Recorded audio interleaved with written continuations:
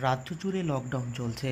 আর এই দিন দলিত সংখ্যালঘু সম্প্রদায়ের কর্মীরা সল্টলেক ৪ নম্বর ব্যাটালিয়ন গেটের সামনে বিক্ষোভ দেখালেন। তাদের দাবি অবিলম্বে পুলিশের নিরাপত্তা বাড়াতে হবে, পাশাপাশি প্রত্যেক দিন পুলিশের স্বাস্থ্য পরীক্ষা করতে হবে এবং যেসব কর্মীরা করোনায় আক্রান্ত হয়েছেন সেই পুলিশ কর্মীদের আলাদাভাবে তাদের রাখার ব্যবস্থা করতে হবে এবং সঠিক চিকিৎসার ব্যবস্থা করতে হবে রাজ্য সরকারকে। কারণ বিভিন্নভাবে কলকাতাতে বিভিন্ন প্রান্তে পুলিশের নিরাপত্তার জন্য পুলিশ কর্মীরাই বিক্ষোভ দেখিয়েছেন। আগামী দিনে এই ধরনের ঘটনা না ঘটে তার জন্যই আবেদন করেছেন দলিত সংখ্যালঘু সম্প্রদায়ের কর্মীরা।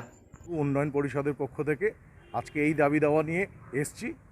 অবিলম্বে যে সমস্ত পুলিশ কর্মী যারা এই লকডাউন পিরিয়ডে নাগরিক পরিষেবা দেওয়া থেকে শুরু করে নাগরিক সমাজকে নিরাপত্তা দিচ্ছে, অথচ তাদের ক্ষেত্রেই এই লকডাউন পিরিয়ডে কোভিড-19-এর বিরুদ্ধে লড়াই করবার জন্য মাস্ক, গ্লাভস, কিট, স্যানিটাইজেশন করা, পুলিশ আবাসন থেকে শুরু করে থানা পর্যন্ত সেগুলো সঠিকভাবে করা হচ্ছে না।